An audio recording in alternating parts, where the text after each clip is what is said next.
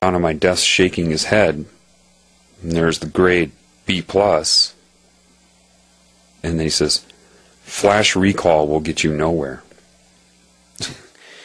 And I knew right then he couldn't understand that it was not flash recall. I still, to this day, know most of what was on that exam. I throw it in his face even now. This is one of the things I was arguing with him about. I say, you see, this was like 10 years ago. Almost. Yeah, 10 years ago, actually. And you accuse me of flash recall. Compare me to any student you have right now. The understanding of it. What I'm trying to show you, I said to him, is that I understand why things are happening. Love, the intelligence of love. I've used this analogy. It was given to me sitting by a river. I had the question, what is love then?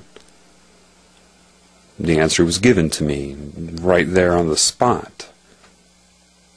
It explained the concept of male-female energy to me in my mind, in my heart, and it just, how can I explain this to you? I was sitting by a river, and there, you know those certain plants that pop up out of grass that have the male components sticking up, the female leaves and everything? It just points my head down. Look at that leaf. You just know, so you look at it. And I'm trying to figure out, what is it trying to tell me until I realize it infuses into me. Okay, male and female components. Then it will make me observe what's around the structure.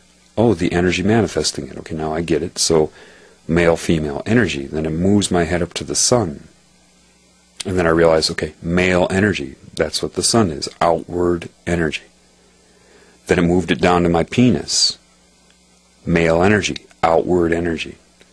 Then it moved my head up to, not like controlling me like a puppet, it's just the way I'm saying it to you, to leaves on a tree. Well, they receive the photon energy, they're female, and the energy around them, female. Receiving. And then the parts of the tree that look like an antenna, the broadcast antenna, that's the male part of the tree. And then maybe understand that I'm not talking about masculine and feminine. Everybody has so many different male, female energies, in-out energies in your body. Then I understood, and then it put in my mind, now you understand what's going on. There's this outward destructive energy occurring on the planet.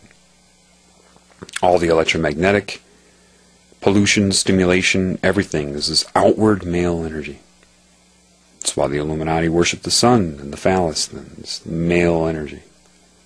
But see, when you're hit with all this electromagnetic energy, it throws your energy system out of balance, which can be female out of balance and male out of balance. It made me understand that if male is out of balance, outward giving energy becomes aggressive, forceful energy. It can be in your actions, striking another individual, venomous words and language. It's that outward aggressive energy. If female is out of balance, then rather than being receiving, you become absorbing, gluttony, shopping excessively, consuming, basically. People that are around you that feel like they suck your energy away from you, that's female energy out of balance. The more out of balance it becomes, the more out of balance male becomes in a person, they become more bipolar or polarized. It made me look at my shoes. I'm like, what am I looking at my shoes for? And then it focuses on the rubber on the bottom of my shoes. The rubber on your shoes, that's an insulator. You're walking around without the ability to discharge or ground yourself to the planet and rid your body of this excess electromagnetic energy, which is throwing you out of balance. It said, take your shoes off. So I took my shoes off. It says, now you're discharging. Put your feet in the water. Now we're bringing you into balance. And then it made me look at the tree, and it made me understand this. The tree is the same as you. It has in and out energy, male, female energy. It's conscious on a different time scale. The tree is one of the most content life forms there is because it need not even move.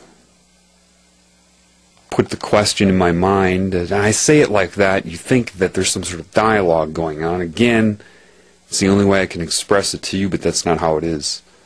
But that's how I'm going to say it, okay? Just to make it easy to speak to you. If a tree were scared of dying or being killed, would it even grow? You can do anything to a tree and it will keep growing until it loses its capability. But if it were worried about a tornado that could show up at some time, what is the point of growing? It said, if you want to see what you're missing, look to the tree. What does the tree have that you don't have? And then it whipped my head back down, male, female, sun, leaves, all around, trying to coordinate it for me, extracting a metaphor. I didn't have the information available to me that I could look up, so it had to do it this way. And then in my head it came up with certain things. Well, okay, it wasn't inhibited by religion, forced into synthetic guilt, shame, and fear. It wasn't told generically what it's supposed to do but not explained to it, and then coaxed with subliminal messages and programming and consciousness manipulation to make it do what it's not supposed to do. It's not inhibited with fluoride or NutraSweet. It's not subject to media or mind control. So the tree has an active connection to love and intuition. And it said, love, and this is where I learned this, love processes the mind. It is the solvent to polarity. The mind, which is this input-output male-female energy and consciousness and structure, therefore exists in the tree and in you, regardless of difference in form. Why create everything the same? All things being equal, though, same type of energy system, it is connected to me. So then the scenario went. When you walk into the woods, why is it that everybody, they can be angry, afraid, worried, frustrated? All these different vibrations associated with your thoughts. Your thought will be on the carrier wave of that vibration. One and the same. So, like, if you listen to your favorite radio station, 103.2 megahertz, are you listening to a constant tone of 103.2 megahertz? No, your ear can't even receive that.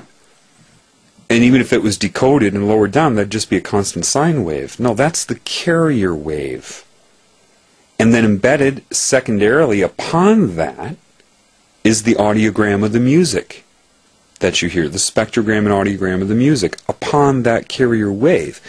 Well, your thoughts, you can have a thought, I am John, and have that go on different carrier waves. One of lack of self-esteem, one of love, one of answering a question when a professor says, please raise your hand in attendance.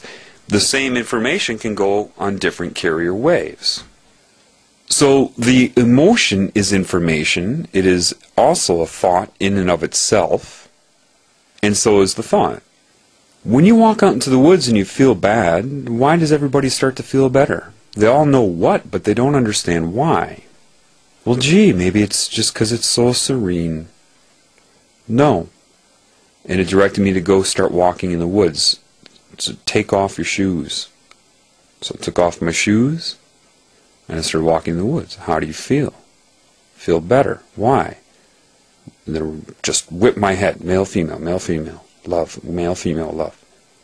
This aura around me, which would be like the electron consciousness around a proton of an atom in a different way, expands now. Additional energies were drained.